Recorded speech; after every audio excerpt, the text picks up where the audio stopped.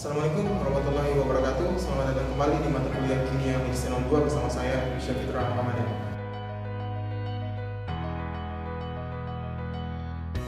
Pada materi ini, kita akan mempelajari tentang bagaimana struktur-struktur dari protein, mulai dari protein primer, protein sekunder, protein tersier, dan protein quaterner. Kemudian kita akan mempelajari berbagai jenis-jenis dari reseptor obat. Untuk lebih lengkapnya, mari kita saksikan video berikut. Apa itu protein? Jadi protein adalah suatu molekul yang menyusun jaringan pada tubuh manusia. Nah, protein memiliki berbagai macam fungsi. Ada yang berfungsi untuk mentransfer suatu molekul ke tempat yang lain, ada yang berfungsi sebagai antibodi, ada yang berfungsi untuk mengkatalisis suatu reaksi enzimatik di dalam tubuh.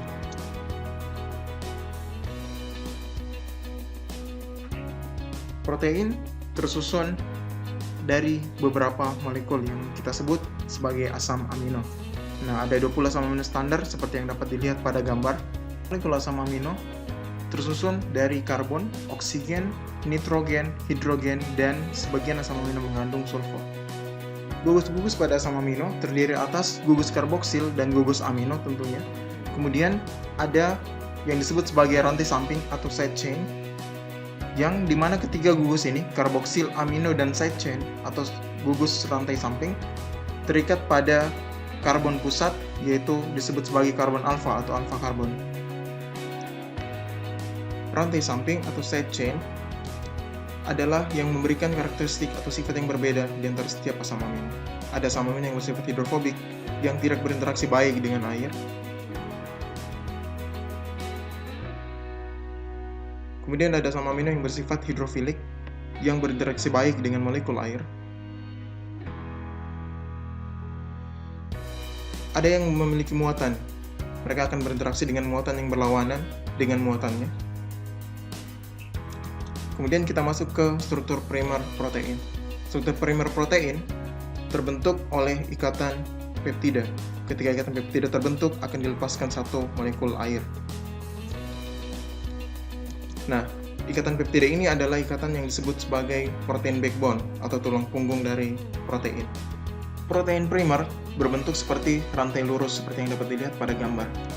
Ini adalah urutan asam amino yang membentuk suatu polipeptida atau protein yang terbentuk sesuai dengan DNA yang dikode pada proses transkripsi dan translasi sebelumnya.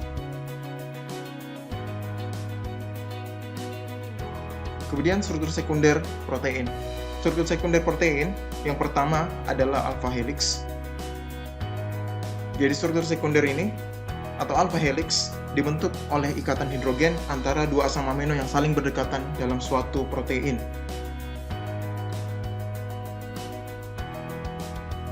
Kemudian yang kedua adalah beta sheet atau lembaran beta. Disebut lembaran karena bentuknya seperti lembaran, berbeda dengan alpha helix yang berbentuk seperti pilihan.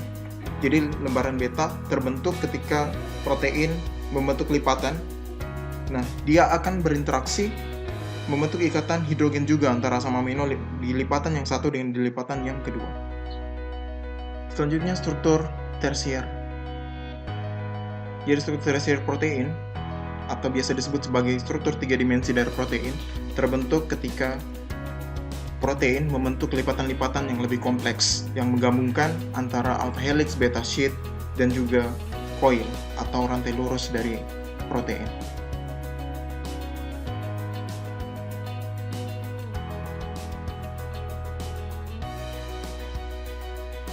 Kemudian struktur quaterner terbentuk ketika protein membentuk kompleks dengan subunit protein yang lain, seperti yang dapat dilihat pada gambar.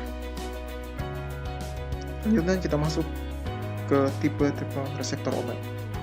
Ada 4 tipe utama dari reseptor obat. Yang pertama adalah ligand gate reseptor atau biasa disebut reseptor kanal ion.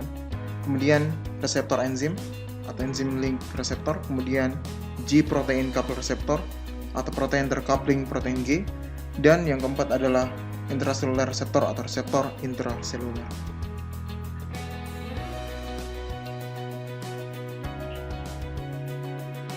Ligan adalah suatu molekul yang dapat mengaktifasi atau menginaktifasi reseptor sesuai dengan teori lock and key model.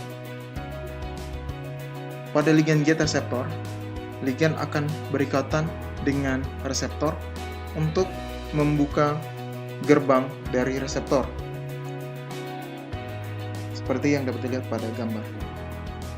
Pada proses ini akan menyebabkan ion dari luar sel akan masuk ke dalam sel. Makanya dia sering disebut sebagai reseptor kanal ion. Karena dia berperan dalam proses pertukaran ion. Kemudian enzim link reseptor atau reseptor enzim.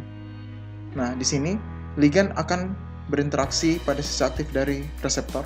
Di sini contohnya adalah reseptor tyrosine kinase. Kemudian akan terjadi dimerisasi, seperti yang dapat dilihat pada gambar.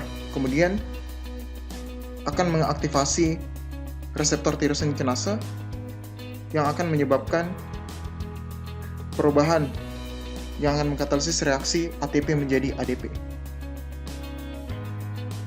Kemudian G protein reseptor atau protein tercoupling protein G. Jadi ligan juga akan berinteraksi pada sisi aktif dari G protein reseptor yang akan menyebabkan perubahan struktur dari protein. Nah, perubahan struktur ini akan menyebabkan subunit alfa pada G protein akan terlepas dan akan mengaktifasi protein atau enzim yang lain. Kemudian intraseluler reseptor. Jadi ligan akan masuk menembus membran. Kemudian ligan akan masuk menembus membran nuklear atau nukleus. Kemudian dia akan berikatan di sisi aktif dari reseptor intraseluler. Nah, proses ini akan mengaktifasi proses transkripsi di tingkat molekuler. Oke, terima kasih atas perhatiannya. Semoga video tadi bermanfaat untuk mahasiswa sekalian. Saya ucapkan terima kasih. Wassalamualaikum warahmatullahi wabarakatuh.